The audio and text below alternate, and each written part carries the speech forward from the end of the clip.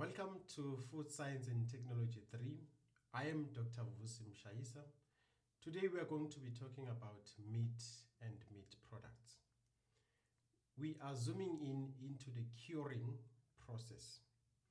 What exactly is curing? Is curing different from fermentation? By definition, curing is the process of preserving meat by adding salt, sugar, or in some cases, nitrates. Bacteria, as we know, cannot grow if there is insufficient available water for them to live, or if the conditions are not conducive, especially if the salt level is very high. So the use of curing agents prevents the growth of bacteria, most notably in salamis, especially Clostridium botulinum. Oh, here is Clostridium botulinum again.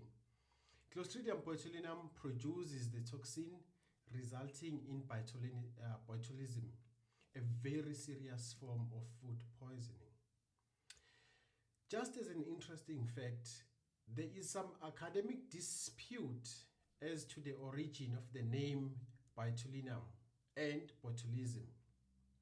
Both are definitely derived from the Latin word botulus, meaning sausage. So some academics or some sources indicate this is in reference to an outbreak of sausage poisoning which happened in Germany at the end of the 18th century. And that was then later called botulism. However, recent scholars claim that botulism was named for the shape of the bacterium. So the shape of the bacterium, if you look at it under a microscope, resemble a sausage. So it is a sausage shaped. But let us go back to the process of curing. Cured to perfection, the art of meat preservation. So when we think of meat, in this chapter as we've been discussing it, meat curing dates back to the 3rd century BC, before Christ. Originally, it was a crucial method for preserving meat during the times of plenty to ensure food availability during the times of scarcity. The primary method involved the addition of salt to meat, which helped by preserving the meat by inhibiting bacterial growth. So the discovery of saltpeter or nitrate on meat color was likely accidental. So what then happened is that this breakthrough led to the inclusion of nitrite and nitrates in modern meat curing, but not just for preservation, but also for enhancing the meat color. So if we think about it, the meat curing process took a significant leap forward in the later part of the 19th century. And so during this period, what then happened is that the meat packaging industry began to apply scientific principles to improve the quality of cured meats. So this marked the beginning of a more systematic and controlled approach to meat curing. So with the advent of refrigeration, what then happens is that the landscape of meat curing began to change dramatically. So refrigeration allowed for better control of the curing process, and what it did is that it opened up a diverse segment within the meat industry, offering a unique variety of cured meat products. So if we look at today, so meat curing has become a complex process. So it involves a range of techniques, a range of ingredients to achieve the desired flavor and texture. So now from traditional methods to advanced scientific approaches, so the meat curing process continues to evolve, and as it evolves, it continues to enrich our food supply with varied food options in terms of the products that are derived from that process. From an ancient preservation method to a more sophisticated techniques that are used today. So this method of preserving food has a fascinating history. So for this video, I want us then to look at the first method, which is what we call the Wiltshire cure process, which mostly takes place in the production of bacons. And we know that the raw material for bacons is indeed going to be hogs or pigs. So traditionally, in general, meat was preserved using what we call the dry cure method. So this method involved piling the meat in heaps of dry salt, and then the curing agents dissolve the meat in natural moisture, allowing the salt to penetrate into the meat through diffusion. So this process took around 1 to 1.5 days per kilograms of meat at a temperature of around 2 to 4 degrees Celsius.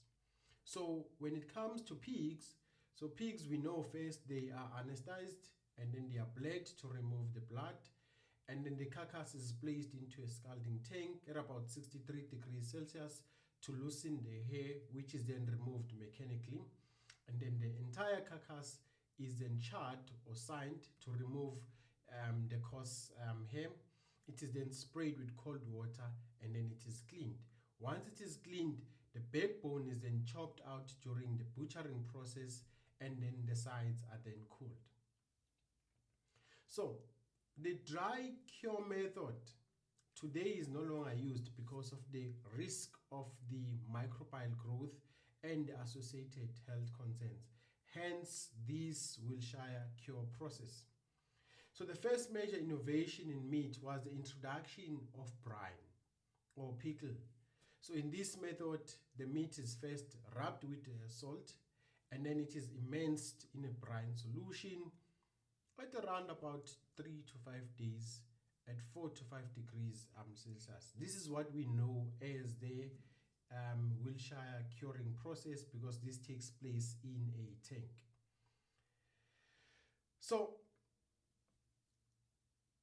in modern practice, the pork carcasses is usually broken down into primal joints such as the shoulders, the middles, and the legs, and each joint is then cured separately, allowing for a more efficient handling. So what then happens is that after cooling, the sides are trimmed, and so this involves the removal of the psoas, the scapula, and the ike bone. So if the question is what is the psoas? The psoas is a major muscle located in the loin region of the carcass. It is often referred as to the tenderloin in terms of culinary terms.